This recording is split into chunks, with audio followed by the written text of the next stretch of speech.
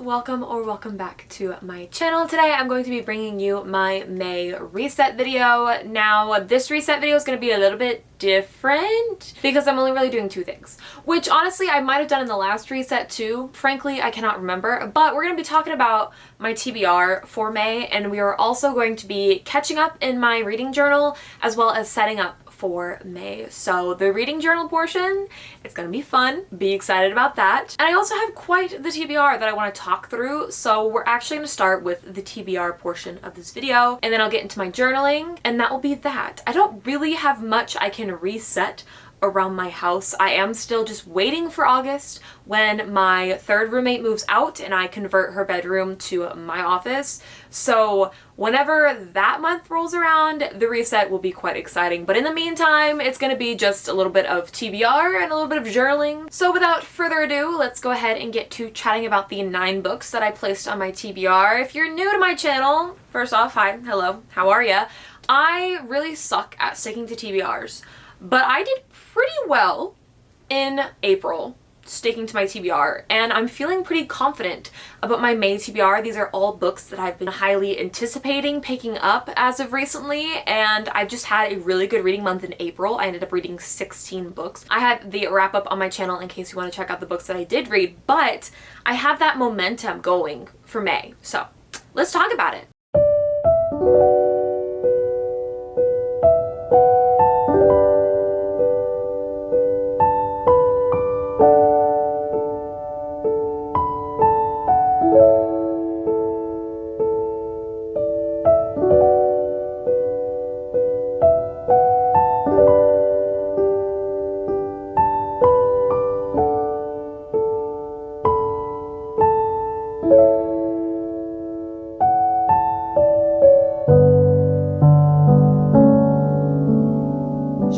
One that I'm probably the most excited about, Words of Radiance by Brandon Sanderson. Now this is part 1 and part 2. I have the UK covers that are split into part 1s and part 2s. So this is just one book. This is the second book in Brandon Sanderson's Stormlight Archive series, where we're following 3 main POVs, Kaladin, Shallan, and Dalinar. It's a high fantasy series. There's so much going on to even try to explain Stormlight. There's a war going on, and that's like the crux of it between these two groups of people. We've got people traveling, we've got a bit of magic going on. It's a lot. It's a textbook high fantasy book for sure, with how sprawling the plot in the universe is, and I've heard that this one is the best. Obviously, my expectations are sky high. I never lower my expectations for Brandon Sanderson books, so I'm eagerly anticipating this to become my favorite in the series so far. I read The Way of Kings at the beginning of April, loved it, and I was slowly going to work my way through Stormlight for by the time the 5th book comes out in December, I'm all caught up. However, if we're doing the 1 a month thing, we're gonna be caught up before the end of summer. So we'll see if I stick to this like 1 Stormlight book a month, because I have just been on a high fantasy grind, and honestly The Way of Kings this year really kickstarted my fantasy reading for the year. I typically dive into fantasy, but April I dove into so many high fantasies, so we have of course Stormlight to thank for that. I'm just really excited, you know? Not much else to say. I've read basically all of other Brandon Sanderson's works in the Cosmere. Stormlight is the last series I need to catch up on. However, Katie recently read Mistborn Era 2, and I have been so tempted to give that series another shot. I read the first 3, didn't quite make it to the 4th book, and it just wasn't really my favorite, but also I barely remember anything that went down in it. I read it while traveling to Japan and traveling through Japan, and that was just not the best method to read it, which was like very sporadically and in downtime. So I'm tempted to give it another go. But regardless, once I read Stormlight, all I have is the 4th Era 2 book and The Sunlit Man, and I believe I will be all caught up with the Cosmere. Next we have The Traitor Queen by Danielle L. Jensen. Now this is the 2nd book that comes after Bridge Kingdom. I don't know if this has like a series name. Just could be the Bridge Kingdom series maybe. Does she have a name? Oh my gosh, the Bridge Kingdom series. So this is the 2nd book. I really enjoyed the Bridge Kingdom last month. I gave it a 4.5, and my only qualm with it was the ending was just a bit too rushed, but otherwise it probably would have been a 5-star read. That being said, the lead up into this book was so good. There were so many crumbs left for a very climactic start to the 2nd book, so I'm interested to see where the story takes us and what happens with the romance, because there's some intrigue interesting things that have happened, and I'm really curious to see how things get wrapped up, and I hope with a happy ending. The first book follows Laura as she is sent away to marry this King Aren, who is king of this bridge kingdom, and the bridge is crucial for trading, and they kind of have a monopoly over it, and they haven't been giving Laura's country the best options when it comes to trading. So Laura was actually raised to become an assassin and murder Aren, while also simultaneously figuring out a way to take control of the bridge for Laura's own kingdom. Things go down in the first book, things don't quite fall to plan. Obviously there's romance that ensues. So obviously I'm eagerly anticipating the conclusion to this duology. Also love a good duology, and I'm hoping this will wrap up quite nicely. The next book is one that I'm also very, very excited about, and is also a high fantasy, and that is The Shadow of the Gods by John Gwynne. I am currently in the middle of Malice. I'm like 450 pages into Malice, and I have yet to finish it. I am very close to the end, but I've really enjoyed John Gwynne's storytelling and writing thus far. So I was extremely excited when my Patreon ended up voting The Shadow of the Gods as my May buddy read. If you want to check out the Patreon and join us, it's always linked below. Now, I don't know much about this series, but what I do know is it's very Viking and Norse inspired, and obviously that is right up my alley. The back doesn't really give me much other than there's whispers of war echoing in the fjords across the plains. Fate follows in the footsteps of 3 warriors. A huntress on a perilous quest, a noblewoman pursuing battle fame, and a thrall seeking retribution among the mercenaries known as the Bloodsworn. 3 main POVs, love to see it. Now my Patreons have been already chattering in the Discord about it. Someone said it's like Scandians from Ranger's Apprentice on steroids, and I have never been more excited to pick up a book from that sort of description ever. So thank you so much for that little crumb of just absolute joy. Now Scandians are also Viking inspired warriors in my favorite series ever, Ranger's Apprentice. So having this book compared to Ranger's Apprentice, so exciting for me. I will say though, I was told there's a lot of characters. There's a lot of characters in this book, and I'm having to steel myself because I have been reading Malice like all of April, and I have yet to actually finish it, and I've also forgotten like a lot of characters. Not necessarily the key main characters, but any side characters that are told, I'm like, oh, who are you again? So my goal is to not take a month to read this book, and hopefully take less than a week to complete it for, I know what's happening, I know it's up. The third book comes out at the end of the month. This should be a trilogy, and I'm really excited to see where this series takes us, and I'm hoping it will just be a delightful time with many twists and turns, and obviously fantasy elements. Another Norse-inspired book that I have on my TBR this month is A Fate Inked in Blood, which is another Danielle L. Jensen book. This is the stunning Fairy Loot edition that I ogled over for like a month and a half, hyper fixating on this cover to no end, and I finally caved and bought it. This, like I said, is Norse inspired. We're following Freya as she is wrapped into a marriage that she doesn't really want to be in. It says that all she thinks about is wanting to put an axe in her husband's neck, so very romantic. She apparently is goddess blessed with some sort of magic, and I know there's romance. I have reduced my expectations for this book, unfortunately.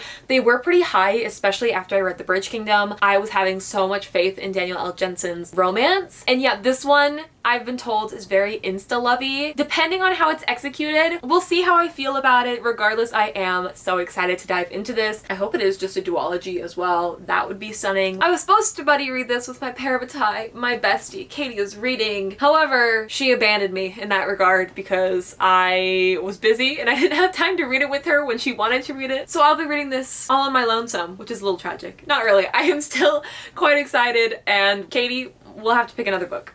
Please and thank you. Another book that I am so excited to pick up is Frieren Volume 10. Now, if you don't know, Frieren has been my new hyperfixation anime slash manga. I am not big on manga or animes. As much as I would love to, I just can't often get into one. This one though, I have been obsessed over, and the 10th volume is the last translated volume out right now. The next book comes out in September, and I need it to be September right now because I don't want to be caught up with this series. However, the story arc that we are in is so interesting, and we are following Frieren. She is an elven mage, and she has lived a very, very long life since she is an elf.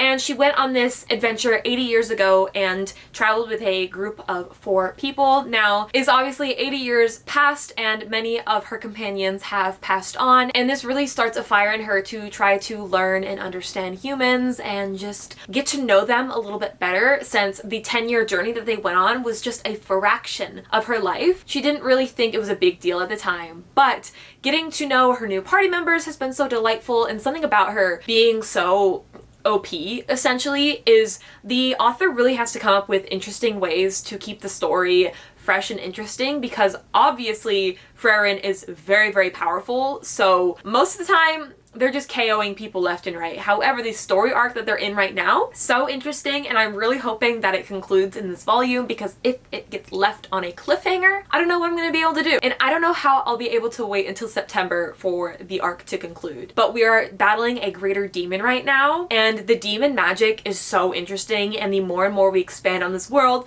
the more and more I wish I could live in it. The next book I want to discuss is City of Brass. This is the first book in the Daevabon trilogy that Katie and I are reading for our Rivers and Words book club, which if you're interested in joining, that is also always linked below. It is free. We have live discussions where we read a book and then have a live show and talk all spoilery thoughts. Now, this year we have been reading series. We just finished reading An Ember in the Ashes, and we're moving on to our second series, which we decided to be Daevabon. Now, don't really know what this book is about at all. Katie decided to pick it for our book club series, and I was like, sounds good, but I don't remember exactly what this book follows, so we're just gonna move on from that. I mean, I did read The Adventures of Amina El-Sarafi by Shannon Chakraborty, and I enjoyed her humor and her writing, so I'm hoping that they have similar energies, because while The Adventures of Amina wasn't necessarily my favorite book ever, I think it was good, and I've heard even better things about the Daevabon trilogy, so hopefully it's a good one. The next book is Funny Story by Emily Henry. Now, y'all know, or maybe you don't, I don't know, it's been a while since I feel like I've talked about an Emily Henry book. I really enjoy Emily Henry's romance novels. I was a little bit disappointed in Happy Place last year. However, I feel like the vibes of Funny Story is going to be much more promising than Happy Place was. Now, the only reason I don't have my hands on this copy is because I don't like hardcover romances, okay? Romances in my mind, strictly paperback. Please let me know if I'm just being weird and that's only me. But I feel like romances should be paperback and paperback exclusively. Plus, I have an entire shelf dedicated to romances. I don't want to mess with that by adding hardcovers in the mix. So learn my lessons with Happy Place. That being said, if anyone has a paperback of the US edition of Happy Place and would like to swap it for a hardcover, let me know. I want to get rid of my hardcover, but I don't want to buy the paperback because I didn't love it enough to justify buying it a second time, you feel me? Anyways, have a hold on it from Libby. I'm hoping it will come in by the end of this month. The best time to read romances, summer, obviously. Now, summer is really tricky for me with my reading. I always get in the biggest reading slumps during the summer, and I'm hoping that energy does not happen this year. However, I just want to have fun, cheery, cute romances. So on that same vein, if y'all have some cute romances that are fun but not too incredibly cheesy, also let me know. I'm asking a lot of y'all this video, and I apologize, but thank you regardless. Now, Funny Story has such a ridiculous plot. I can't remember it off the top of my head. Obviously, I don't have like the book to look it up. However, I think she gets with her fiance's ex-fiance's boyfriend? Something like that. It sounds utterly ridiculous. However, it sounds like something that Emily Henry can pull off. So fingers crossed, it's good. I haven't actually heard any news on it yet, good or bad, so I'm going into it kind of blind. But that is definitely one to kick off the start of summer, which I know isn't until next month. I live in Florida now, and so it just constantly feels like summer here. It is so bloody hot, and I love complaining about the weather. Speaking of funny things, I have Hexed by Kevin Hearn. This is the second book in the Iron Druid Chronicles. I had picked up Hounded on a whim last month and really enjoyed it. We're following Atticus, who is a immortal druid, and it's just a ridiculous story with so many just nonsensical things. Obviously, it is Celtic inspired, but he also has a team of attorneys who are like vampire and werewolves. There's Celtic gods that are trying to steal the sword back from him. There was a bartender who was possessed by a Hindu witch, which we got a little bit towards the end of. He now has an apprentice in this book, so I'm really curious to see where this story goes. There's like 10 books in this series, which is kind of a lot, but it's just so such a low energy read where I can really just pick it up and, you know, read a little bit, put it down for a little bit, and read it just very leisurely. It's just fun. The humor in this book is very dry, very witty, and sarcastic, aka right up my alley with the humor that I enjoy. Just ridiculous enough to be on the edge of corny. You feel me? That's the balance I like to strike with my own humor. So it's just been delightful, and I will probably continue the series if I like the second book. I have it from the library right now. It's due in another like couple of weeks, so hopefully I get around to it. I feel like this will be a good book to pick up during like a reading challenge, or if I'm in a little bit of a slump, I feel like it'll be a nice break from my typical readings. The next book is a big old maybe, but I thought I'd throw it on regardless, and that is Jade War by Vonda Lee. I read Jade City back in March, and while it wasn't my favorite, I was certainly intrigued enough to try to continue the series. This is a urban fantasy where Jade is gemstones that give people these supernatural type of abilities where it makes them really strong, and there's a lot of gang politics in this book and family drama, and the main characters we were following were very, very interesting, and they were all very different and had their own motivations for doing things. So I'm excited to see where this leads to. I have adjusted my expectations because in the first book I was expecting a lot more fantasy, a lot more action in terms of like fight sequences, because the opening bar scene was so fun.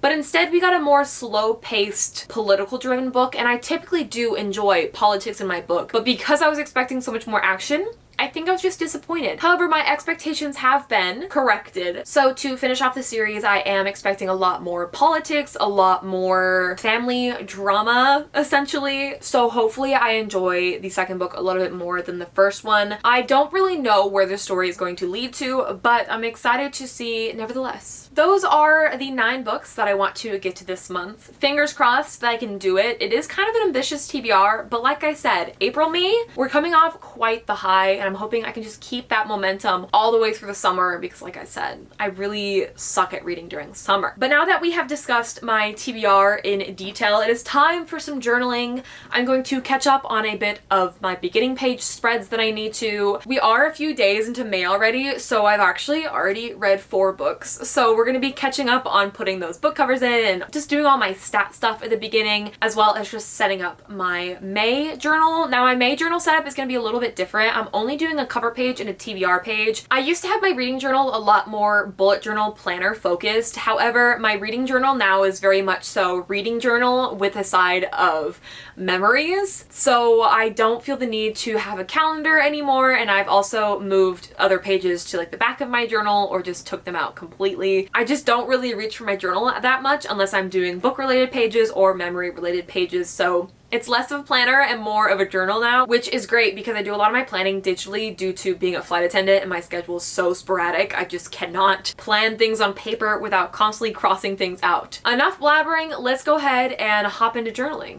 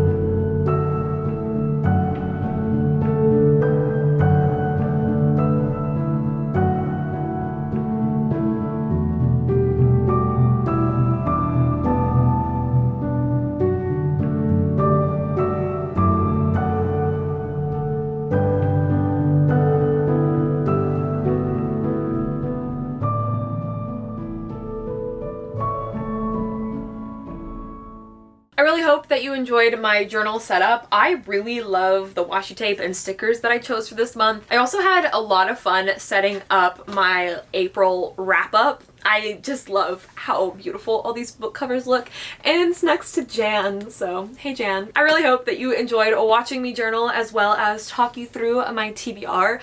As always, please feel free to let me know the books that you plan on picking up this month. I always love to try to grab some book suggestions. I know I asked y'all a bunch of questions in this video. I don't exactly remember all of the things I asked, but hopefully you were paying attention and can answer a few for me. As per usual, thank you all so much for watching. Thank you to my lovely Patreons.